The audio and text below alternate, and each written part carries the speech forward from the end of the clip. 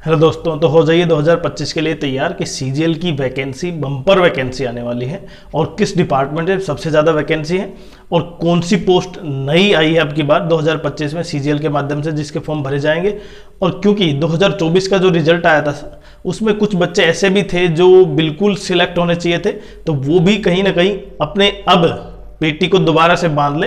अब आप फिर से 2025 के एग्जाम देने के लिए तैयार हैं और 2025 की वैकेंसी आपके लिए कहीं ना कहीं एक पोस्ट आपको मिल जाए, हम आशा करते हैं। तो सबसे पहले, क्योंकि जितनी ज़्यादा वैकेंसी आपको दिखाई जा रही है और नई पोस्ट जो बन रही है वो कहीं ना कहीं वैकेंसी अब की बार हो सकता है पिछली बार के आसपास ही वैकेंसी हो जाए। तो सबसे इंपॉर्टेंट ये है कि जो बच्चे तैयारी कर रहे हैं, क्योंकि इसका नोटिफिकेशन आपको पता है कि 22 अप्रैल को है और 22 अप्रैल को एसएससी टेंटेटिव वैकेंसी डिक्लेयर करेगी। उसमें इतनी वैकेंसी है, लेकिन फाइनल में थोड़ा सा ऊपर नीचे हो सकता है कई बार ज़्यादा भी इंक्रीज हो जाती हैं।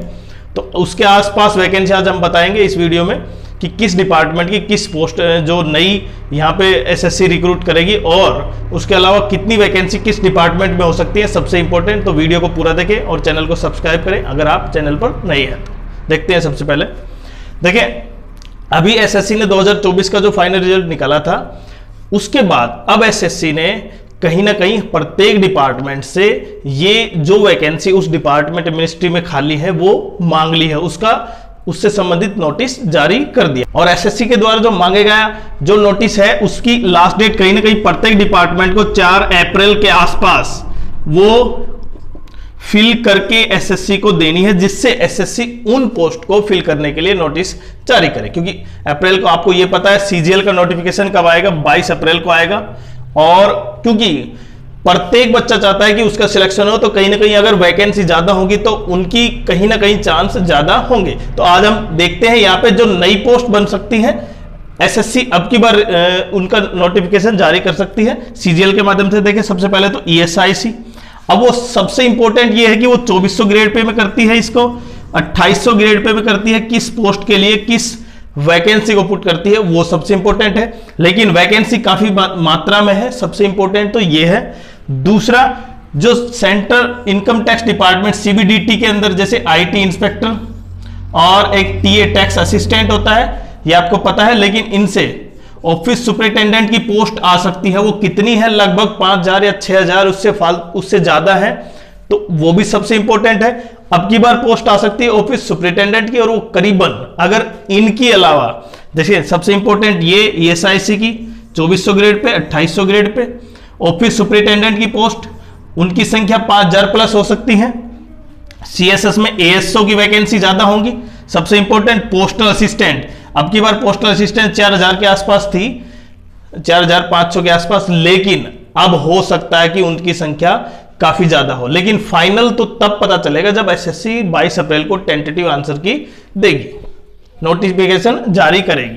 उसके अलावा सीबीआईसी में GST inspector, excise inspector, examiner, इनकी संख्या भी काफी ठीक है वैकेंसी की।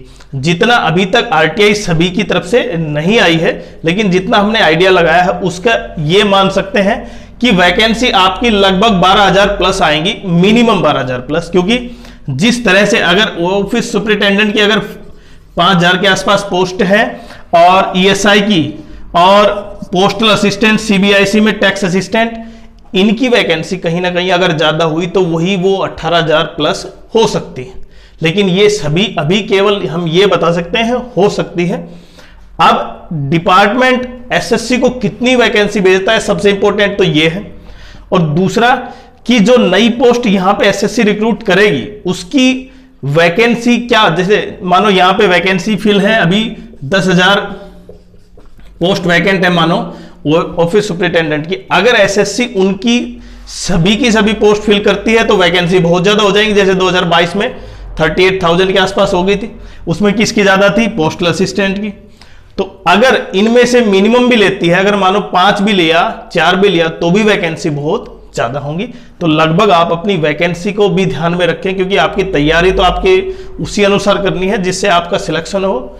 और कहीं ना कहीं 2024 जो उन बच्चों के लिए जो सिलेक्ट नहीं हो पाए किसी भी कारणवश, उनके लिए शुभ हो और उनका एक पोस्ट मिले, सिलेक्शन हो।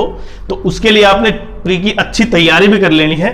लेकिन बहुत से बच्चे उस सदमे से बाहर नहीं आ पाए हैं।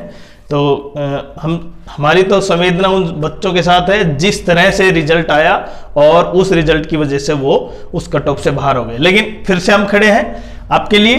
तो सीजीएल एग्जाम 2025 आप जरूर इन पोस्ट को ध्यान में रखते हुए अपनी तैयारी को करें। चाहे देखिए, मैंने एक बात तो ये भी बताई थी, इसका सबसे इंपॉर्टेंट, जैसे पहले इसकी बात कर लेते हैं, नोटिफिकेशन 22 अप्रैल को है, उसमें कोई देरी नहीं होगी शायद जितना दिखाई दे रहा है। और प्री एग्जाम 2025 का जून जुलाई की बात कर रहे हैं।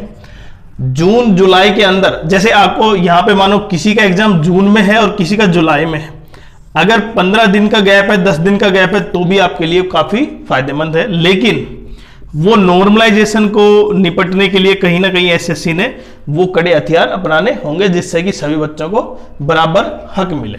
लेकिन हम यहाँ पे इन नॉर्मलाइजेशन की बात नहीं करें, हम केवल ये देख रहे हैं कि क्या एग्जाम जून और जुलाई में हो सकता है। देखिए, सिलेक्शन पोस्ट की कुछ कहीं ना कहीं जून में एग्जाम है, उनका नोटिफिकेशन समझिए, उसका रिलेशन कोई जून में है, तो इसलिए जुलाई में आपके चांस है 90% आपके एग्जाम के।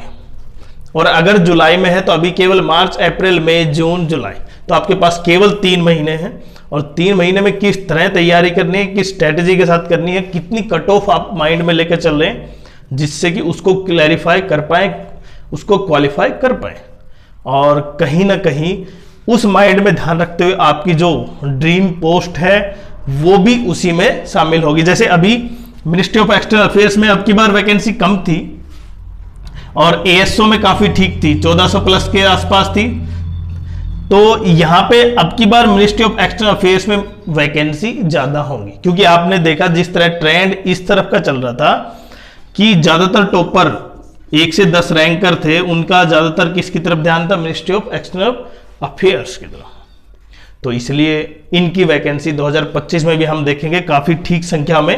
और मैंने बताया सबसे इंपॉर्टेंट है कि एसएससी इनको 2400 ग्रेड पे में या 2800 ग्रेड पे में फिल करती है ईएसआईसी को, और ऑफिस सुपरिटेंडेंट को किस ग्रेड में लेकर फिल कर पाती है और कितनी वैकेंसी। सबसे इंपॉर्टेंट तो है कैसी, कितनी वैकेंसी। अभी मानो किसी ने डिपार्टमेंट ने 4 अप्रैल से पहले कोई अपनी, हो सकता है वो सारी डिटेल एसएससी को पास ऑन कर दे कि इतनी वैकेंसी हमारे डिपार्टमेंट में, लेकिन जैसे समय के साथ हो सकता है कि वैकेंसी इंक्रीज हो तो वो डिपार्टमेंट एसएससी को दोबारा से भी इंटीमेट कर सकता है। तो इसलिए आप देखेंगे कई बार वैकेंसी क्या हो जाती हैं, बढ़ जाती हैं। वो एक समय सीमा निर्धारित है, उस तक अगर कोई डिपार्टमेंट दे देता है तो एसएससी उतनी टेंटेटिव वैकेंसी डाल देती है। लेकिन अगर समय के साथ वहां पर जो रिटायरमेंट ज़्यादा होते हैं या डिपार्टमेंट में कुछ और चेंज आ गए जिसकी वजह से रिक्रूटमेंट करना जल्दी हो गया, तो कहीं ना कहीं वैकेंसी उस डिपार्टमेंट में बढ़ जाती है। ऐसा हमने देखा सीएसएस में, जो वैकेंसी पहले कम थी, जो टेंटेटिव, अब वो फाइनल वैकेंसी आई उसमें ज़्यादा हो गई थी, लगभग 50-100 वैकेंसी बढ़ गई थी। तो इसका कारण यही था। तो आपको ये वीडियो कैसा लगा, चैनल को सब्सक्राइब कीजिए। अगर आप चैनल पर नए हैं तो सब्सक्राइब जरूर करें और इसको शेयर करें, जिससे ज़्यादा से ज़्यादा बच्चों तक जो 2025 की तैयारी कर रहे हैं उन तक पहुंच सके और अपने आप को मोटिवेट कर सके।